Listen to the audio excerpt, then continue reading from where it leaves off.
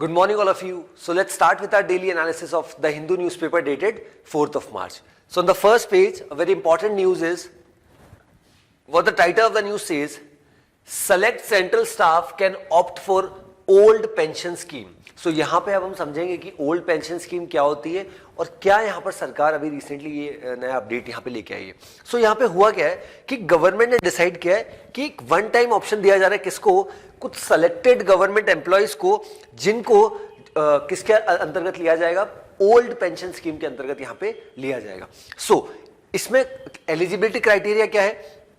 that is those employees who have applied for jobs जिसका advertisement दिसंबर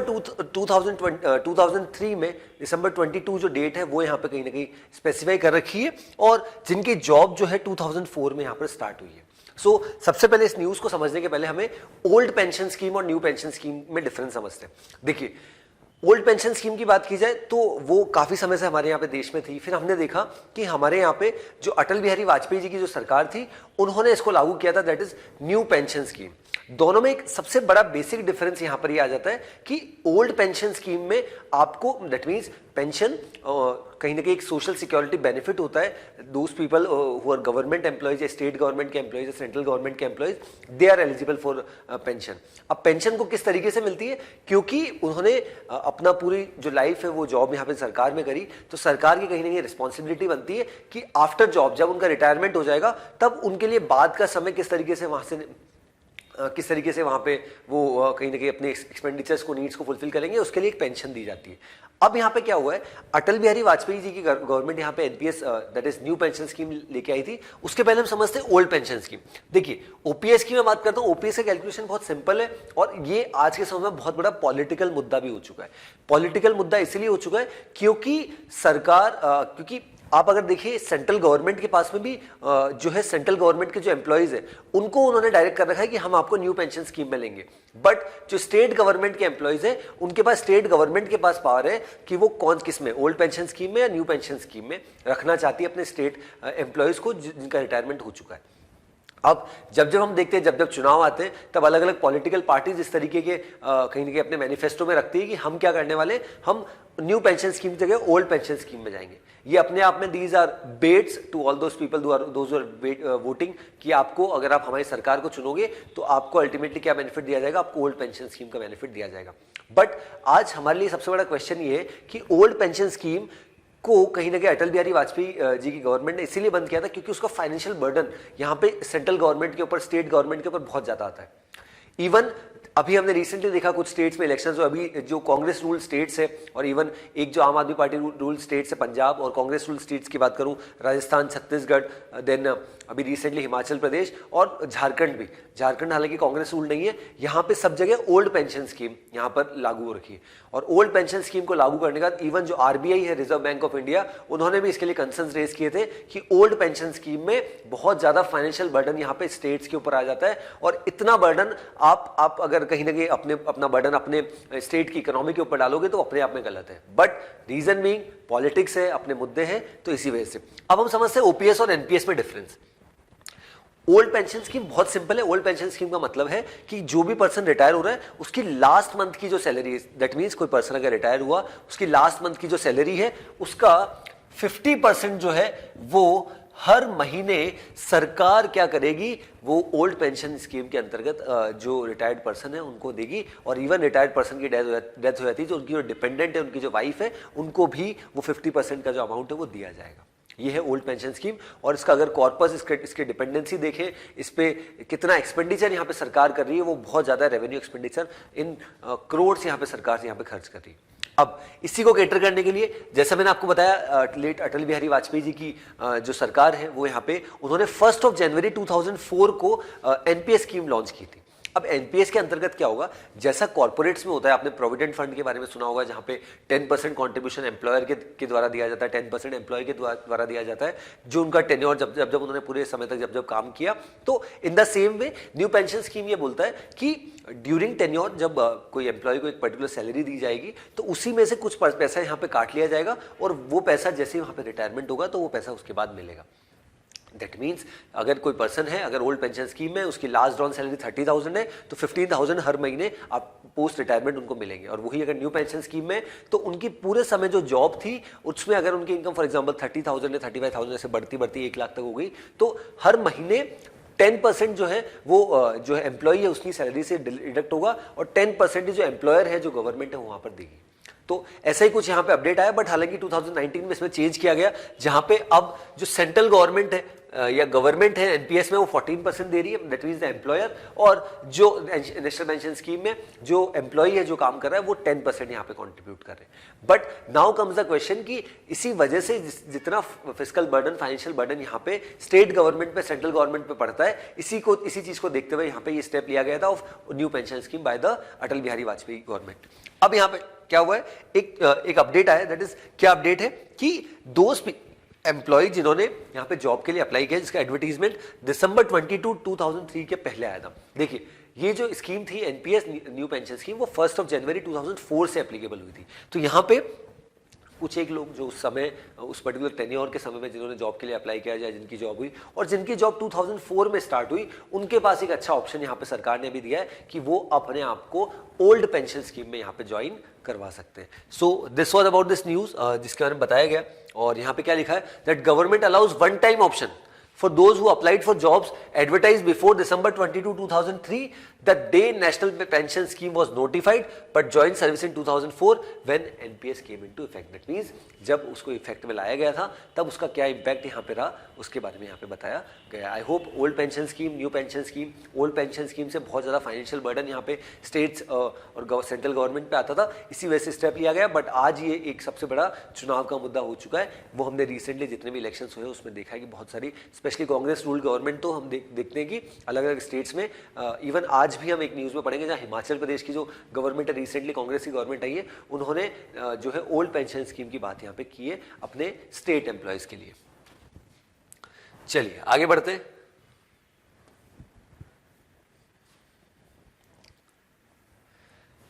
जैसे मैंने आपको बताया old pension scheme in Himachal Pradesh from 1 April to cost state 1000 crore.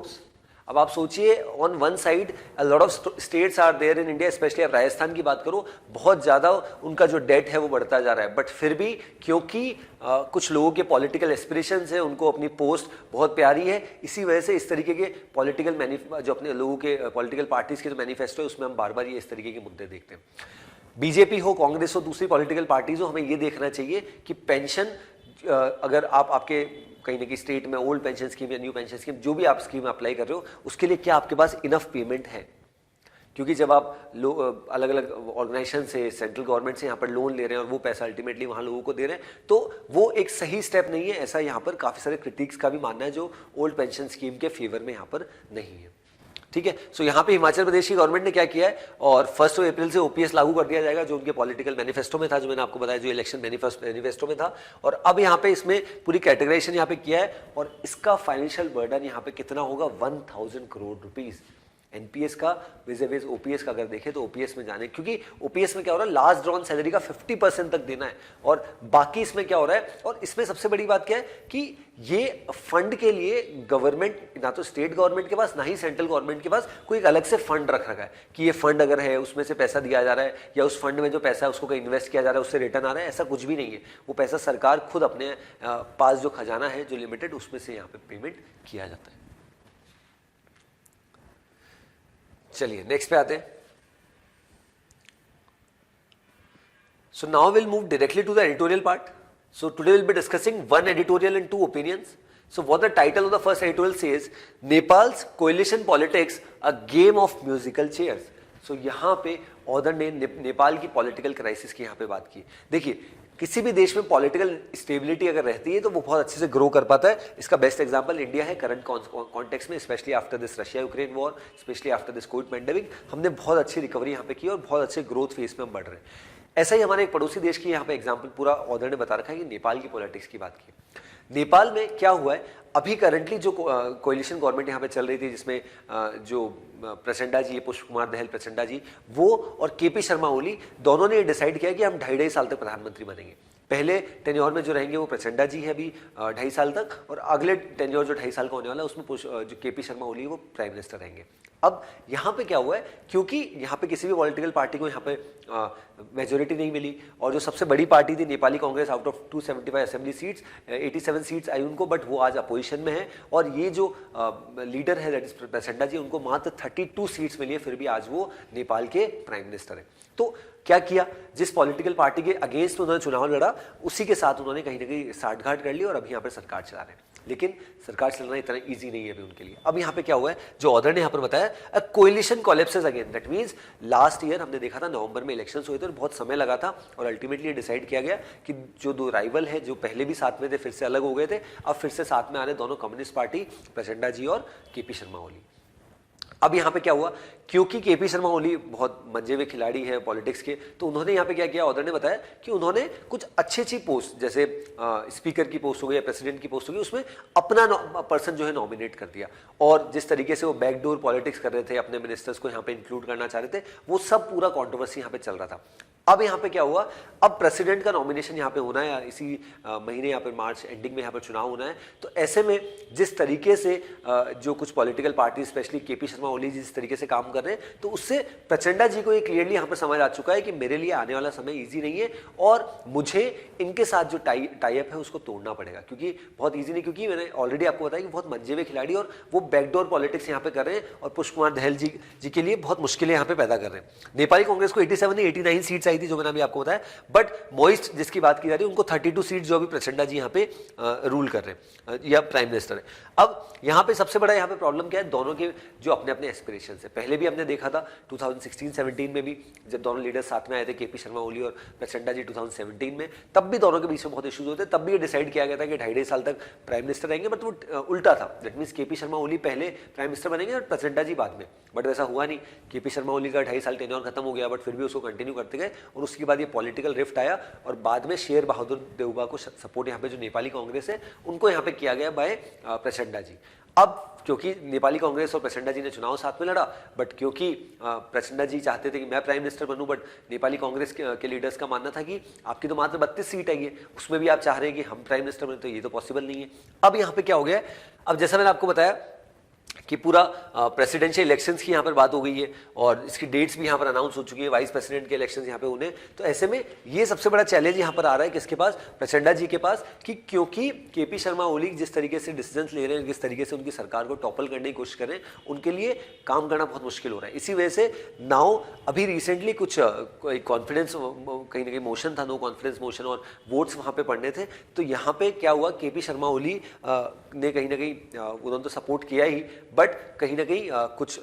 लोग थे जिन्होंने सपोर्ट नहीं किया, प्रॉपर मेजोरिटी नहीं थी, तो ऐसे में नेपाली कांग्रेस जो अभी अपोजिशन में, उन्होंने यहाँ पर सपोर्ट कर दिया किसको, जो भी करंट गवर्नमेंट है दैट इज प्रचंडा जी को। तो ऐसे में यहाँ बहुत इंटरेस्टिंग हो चुका है कि कैसे यहाँ मिस्टर पौडल की बात हो रही है, जैसे मैंने आपको बताया कि बाकी सारी पॉलिटिकल पार्टी ने सपोर्ट किया, इसी के साथ साथ द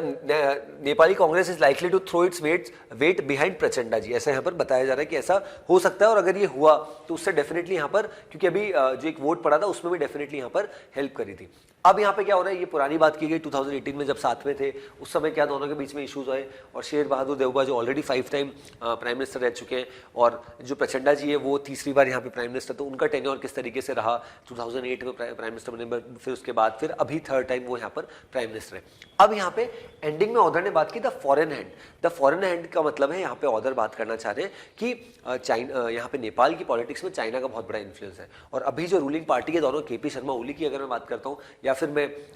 बात करता हूँ प्रचंडा जी की, तो दोनों कम्युनिस्ट गवर्नमेंट्स हैं। अब दोनों कम्युनिस्ट गवर्नमेंट, तो चाइना पड़ोसी देश है, और इंडिया यहाँ पे कहीं ना कहीं, क्योंकि यहाँ पे नेपाल में पॉलिटिकल इंस्टेबिलिटी इतनी है कि पिछले कुछ सालों का अगर देखें, जब से नेपाल 2008 के बाद की अगर बात करें, तो प्रॉपर तरीके से वहाँ इलेक्शंस होने लगे, तो उसके बाद हमने देखा कि बहुत सिचुएशंस वैसी हो रही है नेपाल के लिए कि नेपाल में सरकारें बदलती रहती है, दैट मीन्स कोलिशन हुआ, कोलिशन टूट गया, कि कोई प्राइम मिनिस्टर है फिर वो हट गया, तो ऐसे पॉलिटिकल इंस्टेबिलिटी नेपाल में हमें बहुत ज़्यादा देखने को मिलती है। तो इसी वजह से यहाँ पे ऑर्डर ने बताया कि इसमें चाइना का बहुत बड़ा इन्वॉल्वमेंट है, और इवन इंडिया के लिए भी एक चैलेंज है कि इंडिया किस तरीके से अपना नेपाल के साथ रिलेशंस बढ़ाए और उसको बेटर करने की यहाँ पर कोशिश करे, क्योंकि हमने देखा पॉलिटिकल इंस्टेबिलिटी तो बहुत ज़्यादा है कहाँ पे, नेपाल में। इसमें बात की है जयनगर बार्डीबास रेलवे स्टेशन की, मोतिहारी अमलेखगंज ऑयल पाइपलाइन की, ये सब जो कह सकते हैं अलग अलग इंफ्रास्ट्रक्चर प्रोजेक्ट्स जो है जो यहाँ पे इंडिया और नेपाल के बीच में चल रहे हैं, उसको डेफिनेटली यहाँ पर इंडिया को कंटिन्यू करना चाहिए और दोनों देशों के रिलेशंस को और बेटर करना चाहिए। क्योंकि जब कम्युनिस्ट गवर्नमेंट पहले भी थी तब भी हमने देखा था कि इंडिया और नेपाल के इशूज जो रिलेशंस इतने अच्छे नहीं थे, स्पेशली केपी शर्मा ओली ने जो कम्युनिस्ट गवर्नमेंट के हैं और कहीं ना कहीं चाइना के काफ़ी खास माने जाते हैं, तो उन्होंने जो काला पानी, लिम्पियाधुरा और लिपू लेक जो है हमारे उत्तराखंड रीजन में, वहाँ पे कंट्रोवर्शियल यहाँ पे बोला था कि इससे रिलेटेड डिस्प्यूटेड बात यहाँ पे होनी चाहिए। So this was about this basically editorial, जहाँ पे ऑथर ने पूरी नेपाल की पॉलिटिक्स क्या है, किस तरीके से यहाँ पे सिचुएशन हो रही है, उसको यहाँ पे डिस्कस किया। Then a very important opinion जिसके बारे में हमने कल भी डिस्कस किया, picking the watchdog, court verdict on manner of choosing poll panel is a boost to its independence. हमारे यहाँ पे इलेक्शन कमीशन एक इंडिपेंडेंट बॉडी है, बट अभी रिसेंटली अगर हम देखते हैं तो किस तरीके से अपोजिशन पार्टीज हम देखते थे बार बार आरोप लगाते थे कि इसमें सरकार का इन्वॉल्वमेंट है। इलेक्शन कमीशन, हमारे यहाँ पे इलेक्शन कमीशन की अगर बात की जाए 3 मेंबर बॉडी होती है, जिसमें 1 पर्सन जो होते हैं, सिंगल पर्सन जो चीफ इलेक्शन कमिश्नर होते हैं, और बाकी जो 2 होते हैं वो इलेक्शन कमिश्नर होते हैं। अभी chief election commissioner mister Rajiv Kumar है और 2 जो इलेक्शन कमिश्नर है अनूप चंद पांडे जी और अरुण गोयल जी, जिनका रिसेंटली यहाँ पर अपॉइंटमेंट हुआ। अब रिसेंटली कल ही हमने देखा, डिस्कस किया था हमारे न्यूज़पेपर एनालिसिस में कि क्या यहाँ पर डिसीजन लिया गया सुप्रीम कोर्ट के द्वारा कि अभी तक क्या होता था कि प्राइम मिनिस्टर सजेस्ट करते थे और ऑनरेबल प्रेसिडेंट अपॉइंट करते थे किसको, चीफ इलेक्शन कमिश्नर को। बट अब यहां पे ऐसा बताया गया कि अब ये सिंगल मेंबर या ओनली प्राइम मिनिस्टर के द्वारा नहीं बताया जाएगा, इवन 3 मेंबर कमेटी होगी, जिसमें एक तो होंगे हमारे ऑनरेबल प्राइम मिनिस्टर, सेकंड होंगे हमारे honourable chief justice of India, अभी करंटली डॉक्टर DY चंद्रचूड़ जी है ऑनरेबल, और थर्ड जो रहेंगे वो लीडर ऑफ अपोजिशन रहेंगे। लीडर ऑफ अपोजिशन जो भी लोकसभा में लीडर ऑफ अपोजिशन है या सिंगल लार्जेस्ट पार्टी है, दैट मीन जो कांग्रेस पार्टी है, उनके जो लीडर ऑफ अपोजिशन रहेंगे वो इस 3 मेंबर ग्रुप का पार्ट होंगे और वो अल्टीमेटली ये डिसाइड करेंगे कि हमारे देश में ये जो इलेक्शन कमीशन इंडिपेंडेंट बॉडी है, इसमें कौन चीफ इलेक्शन कमिश्नर बनेगा और कौन इलेक्शन कमिश्नर यहां पर बनेगा। तो ऑथर ने यहां पर क्या बोला कि ये बहुत बड़ा वेलकमिंग मूव है, जहां पे आप क्या कर रहे हैं, जहां पे प्राइम मिनिस्टर को, लीडर ऑफ अपोजिशन को और आप साथ साथ में किसको, चीफ जस्टिस ऑफ इंडिया को उस 3 मेंबर कमेटी में बना रहे हैं, जो ये अल्टीमेटली डिसाइड करेंगे कौन हमारे यहाँ पे इलेक्शन कमीशन की बॉडी में यहाँ पर होने वाले। तो इसी के बारे में यहाँ पर किस तरीके से आर्टिकल 3 to 4 की यहाँ पर बात की गई, जो बोलता है कि president should appoint the chief election commissioner and commissioner subject to any law made in this behalf by parliament. ये तो आर्टिकल की बात की गई, हमें पता होना चाहिए। इसी के बाद जस्टिस KM जोसेफ जी जो 5 जज बेंच को यहाँ पर पूरा लीड कर रहे थे, उसके बारे में बताया गया। और इसी के साथ साथ यहाँ पे ये बताया गया कि बेसिकली पूरी सिचुएशन किस तरीके से हो रखी है, specially with respect to civil servants. और क्योंकि जब किसी पर्सन को, क्योंकि ऑनरेबल प्राइम मिनिस्टर यहाँ पे अपॉइंट कर रहे थे अभी तक, तो ऑनरेबल प्राइम मिनिस्टर फिर वो प्रेसिडेंट के पास जाता था, फिर एसेंट मिल जाता था, तो वो अपने आप में एक सबसे बड़ा प्रॉब्लम यहाँ पर ये आ रहा था कि ऐसा बताया जाता था कि उसमें हो सकता है कि वो इन्फ्लुएंस हो या सिविल सर्वेंट जिसको प्राइम मिनिस्टर के एड हो, तो एक इंडिपेंडेंट बॉडी में अगर सरकार का कोई पर्सन जाएगा तो अल्टीमेटली गलत है। तो ऐसा उधर का मानना है। तो अब जो स्टेप यहाँ पे लिया गया, इससे बहुत ज्यादा इंडिपेंडेंस यहाँ पर मिलेगी और वो एक बहुत वेलकमिंग मूव है एज पर ऑथर हिमसेल्फ। ठीक है, चलिए नेक्स्ट पे आते हैं। Creative formulas, India must help find the middle ground on Ukraine among the G20। As you are already aware, India अभी G20 का प्रेसिडेंट है, बट इंडिया के लिए ये जो प्रेसिडेंटशिप है इतनी ईजी नहीं है। ईजी इसलिए नहीं है क्योंकि एक बहुत बड़ी war that is Russia Ukraine war, जिसको 1 साल का समय अभी रिसेंटली हमने 10 दिन पहले देखा समाप्त हुआ, तो वो अब एक सबसे बड़ी कंट्रोवर्सी है, इशू है, क्योंकि यहाँ पर यूएस और वेस्टर्न कंट्रीज एक साइड में आ चुके हैं और on the other hand Russia, China, बाकी देश यहाँ पे एक साइड में आ चुके हैं। तो ऐसे में जब हमने देखा रिसेंटली फाइनेंस मिनिस्टर्स की मीटिंग हुई, सेंट्रल बैंक गवर्नर्स की मीटिंग हुई, और उसके बाद बेंगलुरु में, उसके बाद हमने देखा कि फॉरेन मिनिस्टर्स की मीटिंग हुई दिल्ली में, तो ऐसे में कोई कंसेंसस नहीं आया, ना तो कोई जॉइंट स्टेटमेंट आया जिसमें सभी देशों के जो लीडर्स हैं उन्होंने यहाँ पर हस्ताक्षर किए, और ना ही आपने देखा होगा, हमने न्यूज़पेपर में कोई ग्रुप फोटो देखी, क्योंकि इनके बीच में आपस में जो टसल है वही इतना बड़ा है कि कोई ऐसे जॉइंट कंसेंसस पे ये आ ही नहीं पा रहे सभी लीडर्स। तो ऐसे में यहाँ पर ऑथर ने बोला कि इंडिया, क्योंकि यहाँ पर G20 का प्रेसिडेंट है, तो इंडिया को एक कहीं ना कहीं इंडिया अभी तक न्यूट्रल स्टांस यहाँ पर लेके बैठा है और वो एक बहुत सही स्टेप है, हमने कल भी डिस्कस किया था। बट ऑथर के अकॉर्डिंग ये जो करंट सिचुएशन है, क्योंकि हम यहाँ पे प्रेसिडेंट हैं, तो अभी रिसेंटली जो एक साल जब कंप्लीट हुआ था, तब जिस तरीके से यूएन में यहाँ पर रेजोल्यूशन भी आया था, तब भी हमने एब्सटेन किया था। तो इस वजह से यहाँ पे, इसी वजह से ऑथर ने टाइटल यहाँ पे क्या रखा है, that creative formulas, India must help find the middle ground on Ukraine among the G20, क्योंकि जब G20 की बात की जाए तो G20 में रशिया भी आ रहा है, यहाँ पे यूएस भी आ रहा है, वेस्टर्न कंट्रीज भी आ रहे हैं, तो अगर इंडिया एक बहुत ज्यादा न्यूट्रल पाथ यहाँ पे लेगा और इंडिया में ही प्रेसिडेंटशिप है तो सभी देशों को साथ में लाना बहुत मुश्किल यहाँ पे हो रहा है, बहुत चैलेंजिंग हो रहा है, और वही चीज अभी इंडिया यहाँ पर फेस कर रहा है। और ऐसा हमने पहली बार नहीं देखा, इवन लास्ट ईयर यहाँ पे बाली समिट की भी बात की गई, इवन ग्लोबल साउथ की भी बात की गई, जो मीटिंग हमने इनिशियली करी थी जनवरी 14, 15 को, जहाँ पे जो सारी डेवलपिंग कंट्रीज है उनको यहाँ पे हमने बुलाया था वर्चुअली, और ऑदर ने यहाँ पर यही बोला कि इसमें हमें क्या करना चाहिए, एक प्रॉपर फॉर्मूला यहाँ पे लाना चाहिए कि किस तरीके से जो बाली डॉक्यूमेंट यहाँ पे इंडोनेशिया, जहाँ पे ऑनरेबल प्राइम मिनिस्टर ने नरेंद्र मोदी जी ने बहुत यहाँ पे इंपॉर्टेंट रोल प्ले किया था, वैसा ही कुछ रोल अभी हमें यहाँ पे प्ले करना चाहिए, सो दैट ये अभी तो फॉरेन मिनिस्टर्स की, फाइनेंस मिनिस्टर्स की, सेंट्रल बैंक के गवर्नर्स की मीटिंग हुई है, अब जो नेक्स्ट हम देखेंगे सितंबर 9-10 को जो सबसे बड़ी मीटिंग यहाँ पर होनी है, जहाँ पे न्यू दिल्ली में, जहाँ पे सभी देशों के G20 leaders, presidents, prime minister यहाँ पे आने वाले, तो वो एक बहुत अच्छा हमारे लिए स्टेप हो सकता है। बट उसके लिए हमें यहाँ पे सभी देशों को यहाँ पर साथ में लाके एक जॉइंट स्टेटमेंट के लिए डेफिनेटली यहाँ पर काम करना चाहिए, ऐसा ऑदर का यहाँ पर मानना है।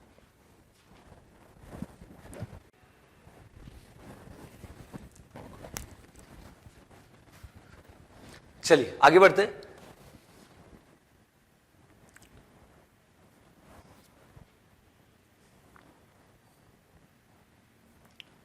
Okay. Well, the next news is world bank to land $1 billion to support India's health sector. So यहाँ पे इंडिया का हेल्थ सेक्टर को और रॉबस्ट बनाने के लिए और बेटर बनाने के लिए यहाँ पे $1 बिलियन का असिस्टेंस कौन दे रहा है, यहाँ पे वर्ल्ड बैंक दे रहा है। इसमें 500 मिलियन के 2 ट्रांचेस, 2 अलग अलग यहाँ पे पेमेंट्स आएंगे, उसमें जो हेल्थ केयर सिस्टम है उसको और बेटर किया जाएगा। बहुत सा स्टेप है इसमें, जो प्रधानमंत्री आयुष्मान भारत डिजिटल मिशन है, जिसमें Ayushman Bharat digital health ID card हम 14 डिजिट का जो यहाँ पे स्टार्ट किया जाएगा सितंबर 2021 में, उसकी बात की गई। प्लस कुछ स्टेट्स को भी यहाँ पे आइडेंटिफाई किया गया जहाँ की हेल्थ सर्विस को और बेटर किया जाएगा, जिसमें आंध्र प्रदेश की बात की गई, केरला, मेघालय, उड़ीसा, पंजाब, तमिलनाडु, उत्तर प्रदेश, इन सब में पब्लिक हेल्थ केयर सिस्टम है उसको और बेटर करने के लिए यहाँ पे WHO ने $1 बिलियन का यहाँ पे हमें लोन सैंक्शन किया है। ठीक है, the next news about India China. So what the title of the news says, border issue should be kept in proper place says China. So यहाँ पे चाइना और जो इंडिया है, उन दोनों के जो फॉरेन मिनिस्टर है, उन दोनों के आपस में बातचीत हुई, as you can see the photograph itself. तो यहाँ पे इंडिया ने अपनी बात रखी कि जितने भी हमारे बीच में इश्यूज हैं और जो बॉर्डरिंग इश्यूज बार बार हम देख रहे हैं, समय समय पे आ रहे हैं, तो ऐसे में हमें उनको रिजॉल्व करना चाहिए। और चाइना ने भी ये बोला कि अलग अलग समय पे हमारे लीडर्स के बीच में या काफ़ी सारी कॉप्स कमांडर टॉक्स हुई है, specially after Galwan valley incident, और उसके बाद में जो हमने अरुणाचल प्रदेश में भी देखा था तवांग सेक्टर में। तो ऐसे में यहाँ पर बातचीत होकर इसको सॉल्व करना चाहिए। बट कुछ इंडिया भी कहीं ना कहीं यहाँ पे, जो चाइना के फॉरेन मिनिस्टर का मानना है कि इंडिया भी अपनी जो पोजीशन उससे स्टिक करा हुआ है और कोई नेगोशिएशन किसी भी तरीके का हो नहीं पा रहा। तो उसके लिए यहाँ पर जरूर दोनों लीडर्स ने बातचीत करी एक फैमिलियर एनवायरनमेंट में। और ये चाइना के नए फॉरेन मिनिस्टर जो फर्स्ट टाइम इंडिया है, और उनकी यहाँ पर जो हमारे फॉरेन मिनिस्टर उनसे बातचीत हुई, सभी मुद्दों पे उन्होंने चर्चाएं करी, specially with respect to G20, जब उन्होंने बोला कि हम फुल सपोर्ट करते हैं यहाँ पे इंडिया को इन इट्स प्रेसिडेंटशिप, और पूरा कहीं ना कहीं यूनानिमस सपोर्ट हमने किया जिस तरीके से हम यहाँ पे आए और पूरी बातचीत हमने रखी। तो ये एक बहुत बड़ा मैसेज है कि किस तरीके से अब इंडिया और चाइना बार बार एक नेगोशिएशन टेबल पर आ रहे हैं, बहुत अच्छा सिग्नल है। इसके पहले भी हमने देखा था कि हमारे मिनिस्ट्री ऑफ एक्सटर्नल अफेयर्स के एक पर्सन जो है मिस्टर अंबुले जी, वो चाइना गए थे और उनके जो काउंटर पार्ट है चाइना की, उनसे वहाँ पे मुलाकात की थी, और जितने भी बॉर्डरिंग इश्यूज दोनों देशों के बीच में हो रहे हैं उनको रिजॉल्व करने की यहाँ पर दोनों लीडर्स ने बात की थी। So this was about this news. Then जो हमारे CDS है, that is chief of defence staff lieutenant general Anil Chauhan ji, उनके द्वारा स्टेटमेंट आया दैट सेल्फ रिलायंस इज की इन डिफेंस सेक्टर। ये एक सबसे बड़ा स्टेप यहाँ पे अगर मोदी गवर्नमेंट का देखा जाए तो वो इनके द्वारा लिया जा रहा है। दैट इज हर सेक्टर में आत्मनिर्भर भारत बनना है या फिर सेल्फ कह सकते हैं सफिशिएंट। तो वैसे ही कुछ यहाँ पे किया जा रहा है, सेल्फ रिलायंट बनना, कि डिफेंस सेक्टर में अगर आप देखो जिस तरीके से हम ब्रह्मोस का यहाँ पर मैन्युफैक्चरिंग कर रहे हैं, बाकी तेजस हो गया, हर मतलब अभी रिसेंटली हमने AK-203 राइफल्स का हमने कोलैबोरेशन अमेठी उत्तर प्रदेश में स्टार्ट किया। तो इन सबसे हमें ये पता चलता है कि इंडिया यहाँ पर कहीं ना कहीं डिफेंस सेक्टर में बहुत बेटर करना चाहता है, और नॉट ओनली हमारी इंपोर्ट की डिपेंडेंसी को कम करना चाहता है, बट इवन हमारा एम ये है कि हम इसको एक्सपोर्ट भी करना चाहते हैं। तो सेल्फ रिलायंट बनने में हमारे डॉलर्स नहीं जाएंगे, और इंडिया की टेक्नोलॉजी को हम बाहर कहीं ना कहीं अपग्रेड भी करा पाएंगे और इवन एक्सपोर्ट भी करा पाएंगे। वो एक बहुत बेटर सिचुएशन यहाँ पे हो पाएगी। ठीक है, नेक्स्ट न्यूज आती है, that is Kuno park unsuitable to host all 20 cheetahs, not enough prey, says scientist. So यहाँ पे हमने देखा था पहले 8 चीतास हम नामीबिया से लेके आए थे और अभी 12 चीता यहाँ पे साउथ अफ्रीका से आ गए। तो अब यहाँ पे क्या हो रहा है, इनको कूनो नेशनल पार्क जो मध्य प्रदेश में उसमें यहाँ पे रखा गया। बट अब यहाँ पे कुछ साइंटिस्ट ने जो पूरी स्टडी करी उसके बाद उन्होंने ये पाया कि जो पूरा कूनो नेशनल पार्क का जो एनवायरमेंट है और ओवरऑल प्रे जो है जो यहाँ पे हंट करते हैं बाय दीज चीतास, तो वो इनफ नहीं है इतने सारे टाइगर्स के चीतास के लिए। तो ऐसे में यहाँ पर क्या किया गया, यहाँ पे कुछ दूसरे स्टेट्स स्पेशली राजस्थान ने यहाँ पर बोला कि हमारे पास ऐसा ही कुछ फैमिलियर एनवायरमेंट है, उस वो कहीं ना कहीं चीतास के लिए बहुत फैमिलियर रहेगा। और उसी के साथ साथ मुकुंदरा टाइगर रिजर्व की यहाँ पर बात की गई, वो एक अच्छा शेल्टर प्लेस हो सकता है इन सब चीतास के लिए, ये राजस्थान गवर्नमेंट ने यहाँ पर बोला है। बट अभी तक जितने भी चीतास आए हैं, और हमने ऑलरेडी एग्रीमेंट लगभग 50-55 चीतास के लिए कर रखा है जो साउथ अफ्रीका से, नामीबिया से यहाँ से आने हैं भारत में, और उसका सेकंड ट्रांच अभी रिसेंटली यहाँ पर आ गया है। तो as you can see 8 cheetahs from Namibia and 12 from South Africa were transported to India. और जो फर्स्ट आए थे that is in the month of September 2022, और अभी रिसेंटली लास्ट मंथ हमने देखा था कि 12 more cheetahs had come to South Africa from to India from South Africa. ठीक है, इसके बाद क्या मानना है उनका कि एट प्रेजेंट देयर अबाउट 20 चीतल द चीताज मेन प्रे। अब ओवरऑल जितना डिस्टेंस है, जितने प्रेज हैं वहाँ पे, जितने लोगों को हंट किया जाएगा बाई चीताज, वो कम है। अब उनको अगर खाने का प्रॉपर यहाँ पे एडिक्वेट मात्रा में नहीं मिलेगा तो उसी वजह से शायद ऐसा हो सकता है कि उनके वो उस एनवायरमेंट में अच्छे से ढल ना पाए और उनको दिक्कतें हो। इसी वजह से इस चीज़ को देखते हुए कुछ साइंटिस्ट का ऐसा मानना है कि हमें यहाँ पर इनके खाने पीने के लिए जो इश्यूज़ हैं या प्रे कम है, उसके लिए इनको और कहीं शिफ्ट करने के लिए यहाँ पर सरकार को कोशिश करनी चाहिए। चलिए आगे बढ़ते हैं। Then US blames Indian firm for cough syrup deaths in Gambia. So हमने हमारे पहले न्यूज़पेपर एनालिसिस में डिस्कस किया, लगभग ये जनवरी की न्यूज़ है कि गाम्बिया में कुछ बच्चों की यहाँ पर जान चली गई और ऐसे एलिगेशन लगाए गए कि इंडिया की कंपनी, हरियाणा बेस्ड कंपनी, उनकी कफ सिरप यहाँ पे लेने से ऐसा हुआ है। बट हमारी इंडियन गवर्नमेंट ने उसी समय एक्शन लिया और उनके ऊपर बोला कि ये हमारे द्वारा नहीं किया गया, आप इसके ऊपर पूरी इन्वेस्टिगेशन करिए, और हरियाणा की वो जो कंपनी उसको यहाँ पे टेम्परेरी उसका लाइसेंस को सस्पेंड कर दिया। अब यहाँ पे क्या हुआ, अब यूएस ने यहाँ पर आ चुका है और यूएस ने बोला है कि ब्लेम किया है कि इंडियन फर्म के द्वारा ये पूरा इंसिडेंट किया गया है और इंडियन फर्म इसमें इन्वॉल्व है, जिसकी वजह से गाम्बिया में यहाँ पे काफ़ी सारे बच्चों की यहाँ पर जान चली गई। तो बट इंडिया ने हालांकि इस चीज़ को साफ मना ही कर दिया कि इंडियन गवर्नमेंट ने बोला है कि इन्होंने सैंपल्स कलेक्ट किए, इन्होंने पूरी इंक्वायरी करी है और अभी हमको क्लैरिटी नहीं कि बेसिकली क्या सिचुएशन है। But after the inquiry panel पूरा अगर सेटअप हो जाए और पूरा कंप्लीटली यहाँ पर पता चले कि क्या इशू है, उसके बाद अगर हम किसी डिसीजन पे आए तो ये बेटर है। ये पहले भी इंडिया ने इस चीज़ को रिआइटरेट किया था और अभी भी इंडिया का यहाँ पे यही टेक यहाँ पर है। Okay, now we come down to the world section. So on the world section, what the first news says,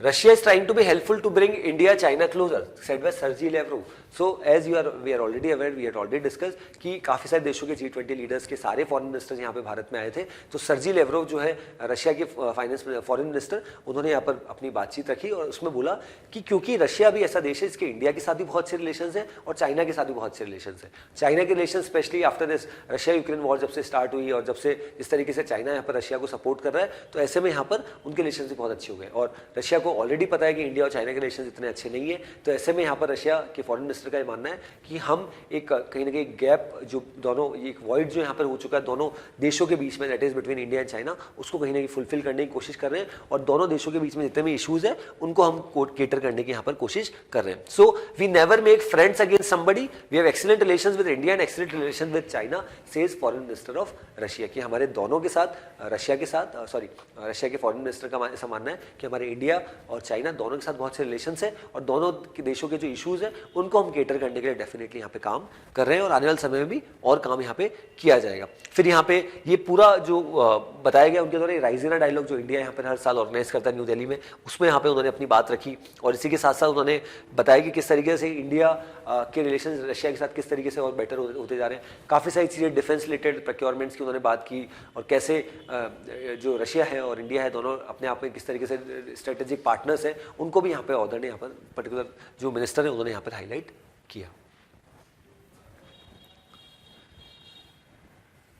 Then another news, last news, WHO urges countries to come clean on COVID origins intel after China's denial. सो यहाँ पर WHO, क्योंकि अभी recently हमने देखा कि कुछ studies यहाँ पर आई, उन स्टडीज का ऐसा मानना है कि कोविड जो पूरा आया इसमें सबसे बड़ा रोल यहाँ पे किसका रहा, चाइना का यहाँ पे रहा। अब जैसे ये क्लेम्स आए यूएस की कुछ एजेंसीज ने, यूएस गवर्नमेंट ने, हमने देखा उन्होंने यहाँ पर बोला कि चाइना के द्वारा किया गया लैब में ये पूरा टेस्ट हुआ, वो वहाँ से जैसे ही कहीं ना कहीं फैला और फैलते फैलते पूरे विश्व में यहाँ पर आ गया। अब उसी को यहाँ पे बोला है कि WHO ने बोला है बाकी सारे देशों को भी कि वो भी इसकी स्टडी करें और अल्टीमेटली ये पता लगाए कि इसका ओरिजिन कहाँ पे है और किस तरीके से पूरा वायरस यहाँ पे बढ़ा। बट उनका ये मानना है कि ये चाइना में पूरा स्टार्ट हुआ था, बट चाइना ने इन क्लेम्स को यहाँ पर फॉल्स करार दिया है और चाइना का ऐसा मानना है कि हमारी इमेज को टार्निश करने की वजह से जानबूझ के ये यूएस के द्वारा ये किया जा रहा है।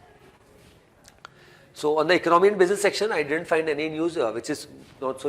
important from an examination point of view. So herein I conclude with today's analysis. So that's all from my side. Thanks for